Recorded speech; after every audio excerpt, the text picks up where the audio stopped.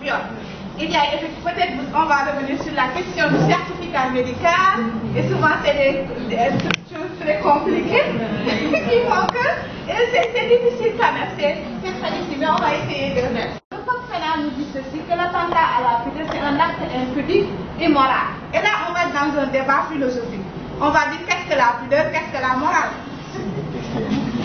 Comment? Mais qu'est-ce qui est impudique? Et qu'est-ce qui est impudique? À partir de ce moment, on va dire ce qui est impudique, par exemple dans notre société, on ne peut pas dire, on ne peut pas accepter de voir, même si vous êtes mari et femme, faire un acte sexuel dans la rue. Comme ça se passe ailleurs. Vous embrassez dans la rue, c'est pratiquement quelque chose qui heurte la conscience des Sénégalais. Du coup, on peut considérer cela. Mais la question de la pudeur peut varier d'une société à une autre. Par exemple, les choses peuvent se faire dans les capitales, qu'on peut considérer comme normales. On va dire les gens maintenant se sont européanisés, se sont occidentalisés, etc. Mais vous le faites dans un village reculé du Sénégal, ce n'est pas possible de le faire. Et même en matière, on peut donner beaucoup d'exemples. Donc c'est souvent un acte qui met en cause directement le corps de la victime. Il peut consister à des attouchements, à des caresses ou autres actes impudiques. Et souvent on dit, est-ce que véritablement c'est ça? Maintenant, lorsque l'attentat à la pudeur est consommé, ou est tenté de consommer avec une violence sur une mineure de moins de 13 ans, c'est la peine de 2 ans à 5 ans qui est appliquée. Mais l'attentat à la pudeur commis par un ascendant ou par une personne ayant autorité sur la mineure, personne âgée de moins de 18 ans sera punie. Donc ça, c'est des questions de circonstances aggravantes. C'est-à-dire que quand vous faites de l'attentat à la pudeur sur une mineure de moins de 13 ans, c'est la peine de 2 à 5 ans. Maintenant, si vous faites ça sur une personne donc avec ascendant, par exemple, quand on parle d'ascendant, c'est vrai un père sur sa fille, un oncle sur sa nièce, ainsi de suite, ou sur son neveu, ainsi de suite, ainsi de suite. Voilà un peu. Mais encore une fois, la question de l'attentat à la pudeur, c'est une infraction difficilement établie. Pourquoi difficilement établie? Parce que tout simplement, c'est les notions, souvent dans les débats donc de procès, c'est la question de la pudeur qui revient, c'est la question effectivement donc de la morale. On va dire forcément ce qui est moral pour une catégorie donc dans la société et ce qui n'est pas moral pour une autre catégorie peut varier en fonction de Voilà un peu. Et nous arrivons à une des infractions. Souvent que les collègues appellent une infraction donc assez controversée aussi, c'est la question de la consommation du mariage sur mineur de 13 ans. Cela nous amène souvent à dire une chose. Est-ce que le législateur sénégalais, c'est-à-dire les lois sénégalaises, acceptent le mariage sur mineur? Vous savez, depuis quelques années, c'est la question du mariage des précoces.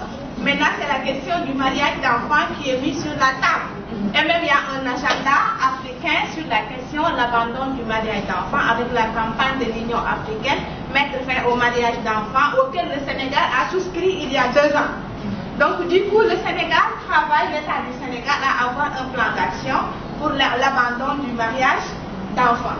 Et dans notre code pénal, on reconnaît quelque part la consommation d'un mariage sur une mineure de moins de 13 ans.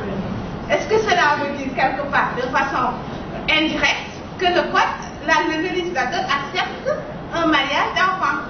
Le fait qu'on essaye de dire, c'est pourquoi l'âge de la minorité est un débat juridique qui n'a pas encore fini. On va dire, quel est l'âge de la minorité?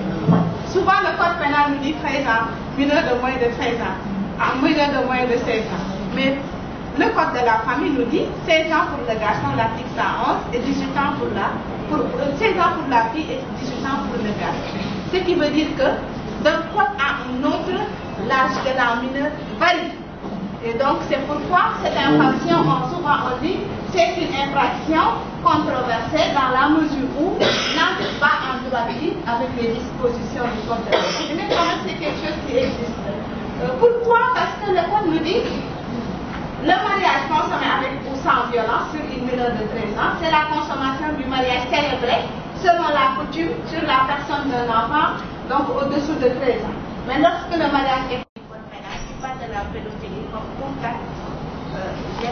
accouchement. Ok? Tu as pris les deux. Voilà.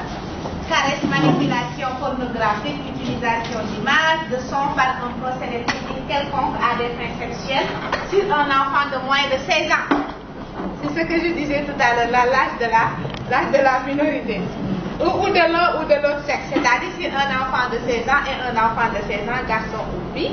Et l'acte de pédophilie est puni d'une peine d'emprisonnement, donc de 5 à 10 ans. Si le délit a été commis par un ascendant ou une personne ayant autorité sur le ou la mineure, le maximum de la peine sera toujours prononcé. Et la tentative, la loi dit la tentative est punie comme le délit consommé. Ça, c'est un principe en droit pénal. La tentative est punissable. Vous posez la question à n'importe quel étudiant de deuxième année de droit. La tentative en droit pénal est punissable. Maintenant, pourquoi le législateur ici, dans cette infraction sur la pédophilie, ajoute encore cette disposition, comme s'il veut alerter les gens en disant la tentative de pédophilie est punissable. Et dans cette définition, on dit tout geste, attouchement, caresse, manipulation, pornographique, utilisation d'images et de sons, c'est incitation un peu à la débauche. Procédé technique quelconque à des fins sexuelles. À des fins sexuelles sur un enfant de moins de 16 ans, de l'un ou de l'autre sexe, est considéré comme pédophile.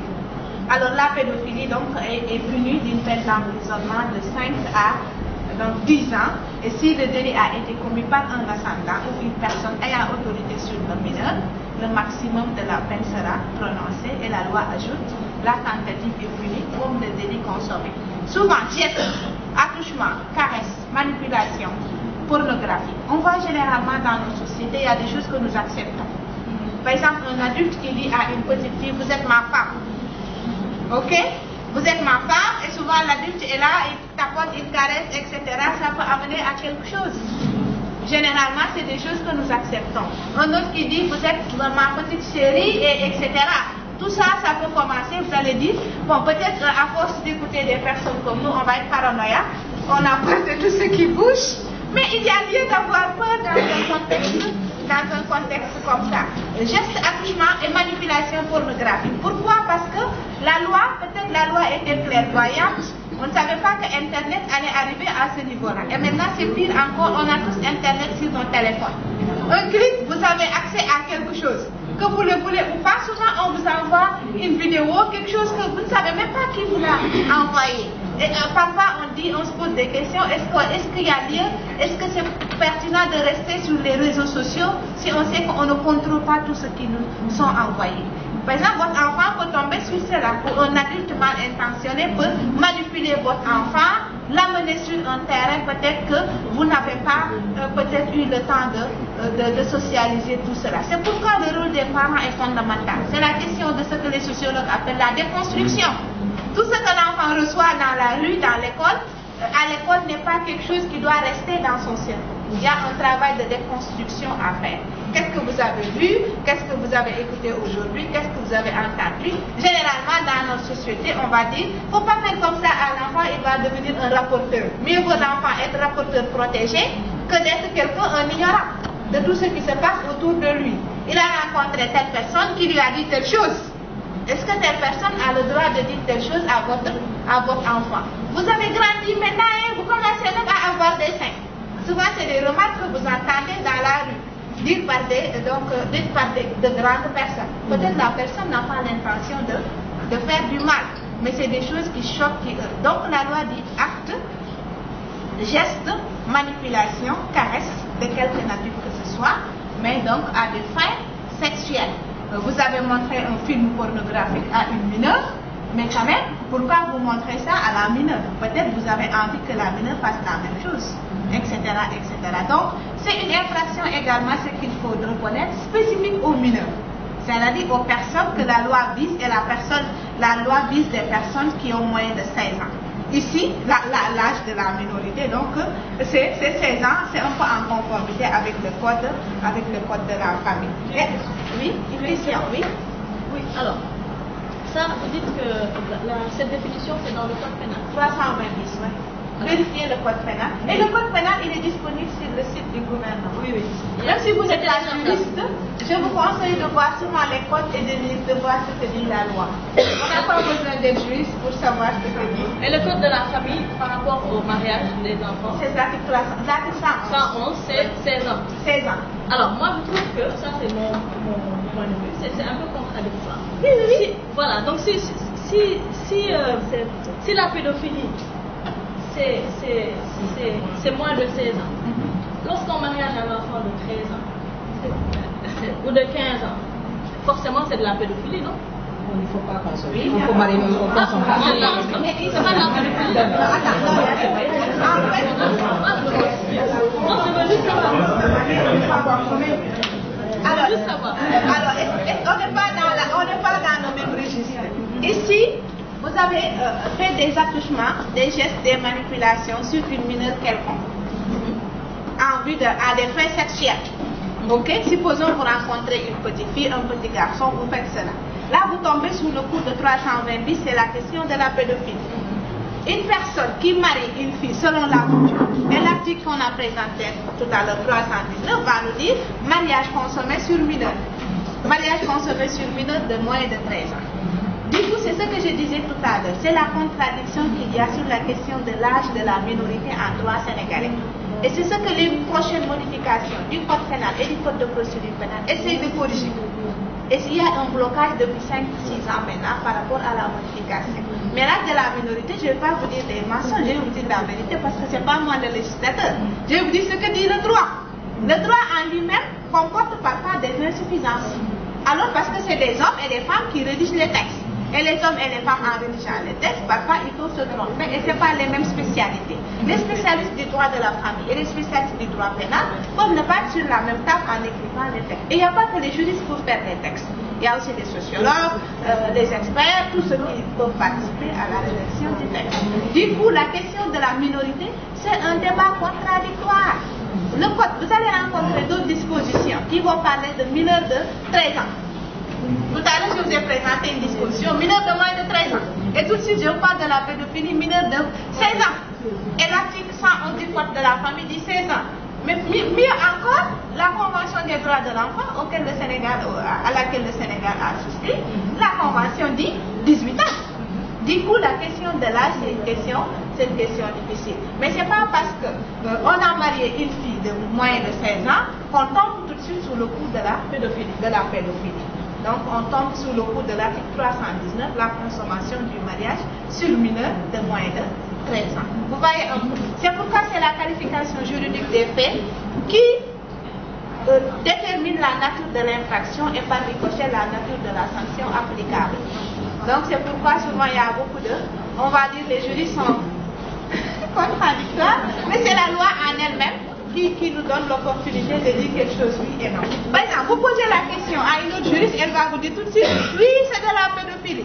Mais moi, personnellement, je considère que ce n'est pas de la pédophilie. Pourquoi? Parce qu'il y a deux infractions différentes. Il y a une infraction sur le mariage consommé, il y a une autre infraction sur la question, effectivement, de la pédophilie. Oui. Agent de police particulier en service au commissariat de police. Moi, j'aimerais savoir la différence qui existe entre la pédophilie, le viol et détournement de mineurs. Très bien.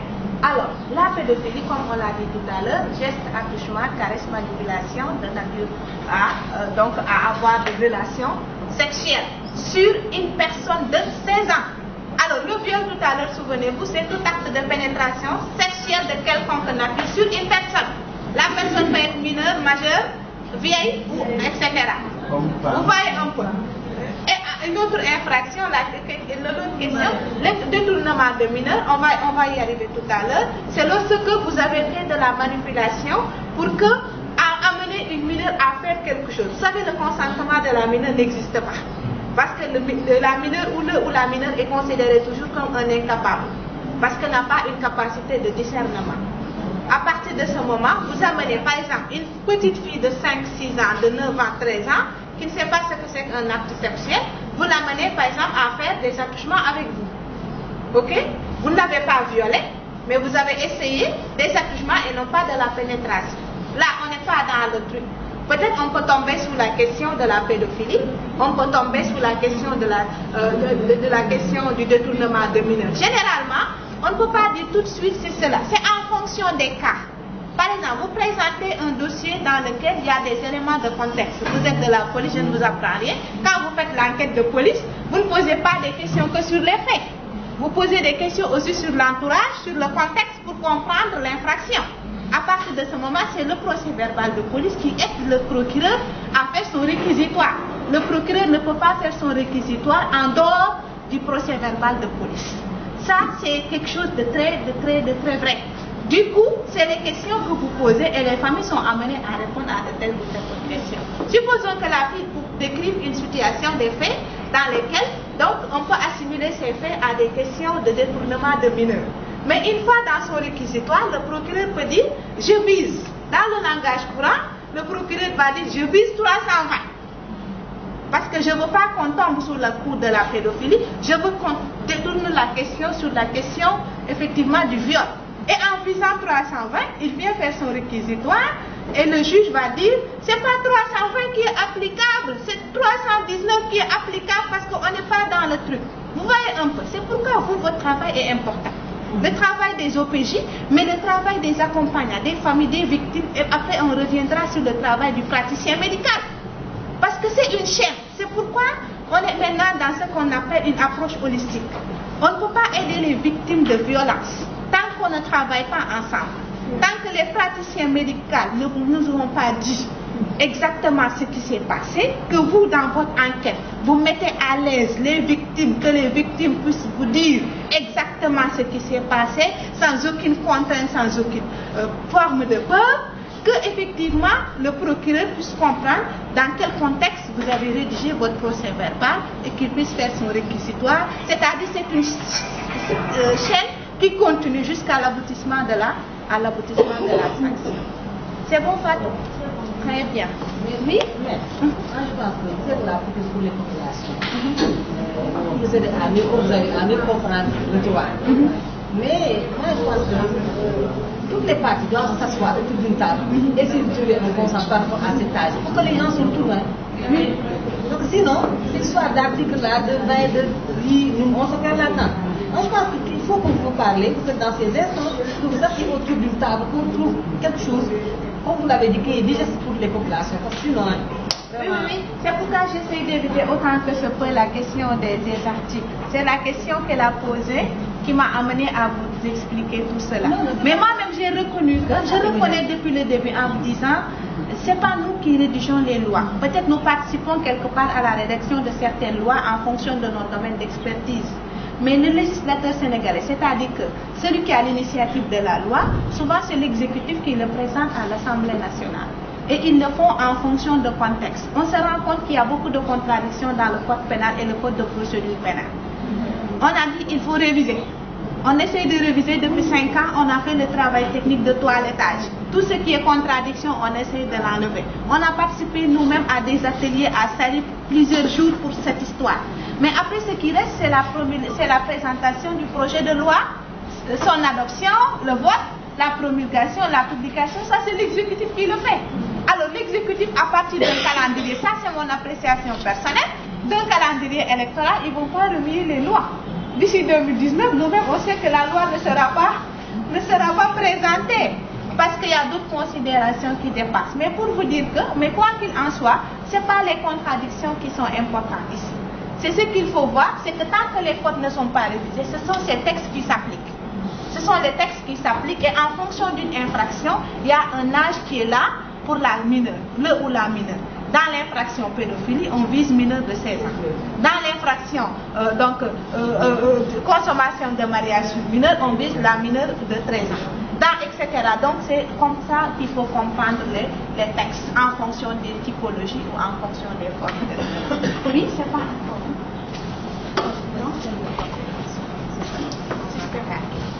On va regarder les systèmes. Mais avant les systèmes de coordination, il y a une infraction que je voulais